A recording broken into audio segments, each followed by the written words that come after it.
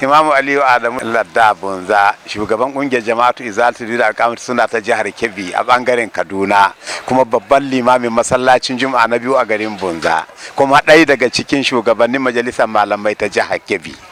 Ma'ana ni an mataimakin shugaban majalisar malamai ta jihar Kebbi, haɗaɗɗiyar majalisar malamai. Yanzu dai muna alfahari da waɗanga tashoshi mu malamai, saboda inda ba mu iya kai kanmu sai su kai mu da karatunmu da wa'azojinmu da karantarwarmu. Ana samun ci gaba mai yawa. Na farko ana samun ci gaba ta hanyar sani yadda za a bauta ma Allah.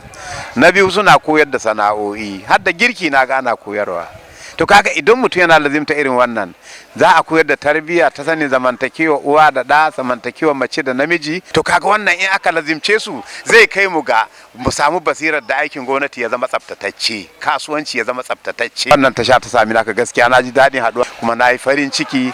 Ina yi muku fata alkhairi, Allah ya ciyar da ku gaba, kuma Allah ya kare ku ga dukkan wanda kuskure cikin ayyukan ku da kuke yi, kuma Allah ya sanya mu wannan tasha albarka. Waɗanda suka assasa ta su ma Allah ya taimake su, ya yi musu jagora, ya saka musu da alkhairi, kuma Allah ya sa wannan abin ya zama ba na abin ya tsaya ba, ya ciyar da shi har ya ketare wannan jihar tamu zuwa ga sauran wasu jihohi. Alhamdulillah muna yi musu fata alkhairi. Na farko dai muna roƙon Allah ya ba su zama lahiya, kuma su lazimci halaye addini. Babu radda zama zai kyau in ba sa addini ciki ne ba, saboda don addini Allah ya halicce mu.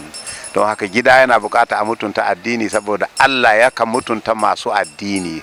Don haka ina jan hankalin ma'auran nan su kula da addini, su kula da girmama juna. Mace ta mutunta mijinta, ta dauke shi kamar basarake.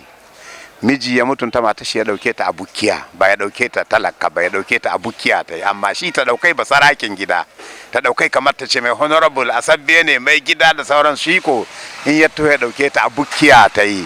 Sannan ya biyo da kyautatawa. Allah ya dora mai ciyarwa da shayarwa da bada abin gyaran jiki da mutunta yan uwan mata da ba ta dama ta ziyarci yan uwanta. Waɗannan abubuwa ina so an gayin nan su yi kokarin lazimta waɗanga halaye cikin zamantakewa su. Ji hankalin da zai shi dai aikin gwamnati ba dole ne sai Allah zim, saboda aikin gwamnati bai isan mu duka. Mun yi mai yawa. Da wuri habbi da akai. Habbi da akai wanda ka son aiki a bashi, amma yanzu mun wa aiki yawa. Don haka kan mutu ya dora maka ne cewa sai ya samu aikin gwamnati zai aure. Ya hada da wata yar sana'ar da yake iya biyan sadaki ya ci da matar shi. In Allah ya kawo aikin gwamnati sai ya ƙara karfafa. Don haka gaskiya matasa ba su da wani maganin da zai kare su daga fada cikin asha ko damuwa irin su yi aure. Babu wani abin da Allah ya halitta na ɗebe ma matashi ko matashiya damuwar zuciya game da haɗuwar jinsiya irin auren musulunci. Kuma sannan aure hanya ce ta ƙarin arziki. Annabi ya lamunce ma ma'aura, duk mutumin da ya aure don ya kame kansa daga asha, to ya yi mai alƙawari Allah zai arzuta shi da ya halaliyar da zai ci sha tsakanin shi da yan. Don haka ina jan ma'aura hankali ma'aura, su matan daga boko da mazajen, kada boko mace hana marta ya aure mijinta ya barta ta karkare polytechnic dinta ko jami'ar ta ko wani abu, shi ma kada ya yarda ce dole ta yarda, saboda jami'an lokaci kakan fara baka karewa sai bayan shekaru. To kai aurenka wani lokaci sai ka ɗauki matarka da handa sai ku tafi ku gabatar da karatunku da marice ku dawo gida. Aure bai hana sana'a, aure bai hana aikin gwamnati, aure bai hana mutum ya zama likita ne ko wani abu. Don haka gaskiya ina jin hankalin matasa su zama ma'aura.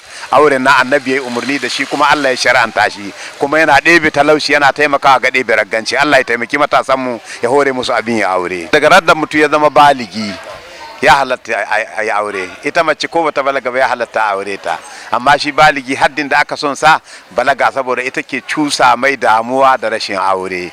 Wanda bai balaga ba bai san abin da mace take da, amma duk wanda ya balaga daga ran nan ne shawon mace za ta cika zuciyar shi. To daga ran da mutum ya balaga ake son sa ya zama ma'auri zuwa lokacin da Allah ya kaddare rayuwarsa inda za ta tuke. Daga ran da mutum ya balaga ana son sa ya zama ma'auri.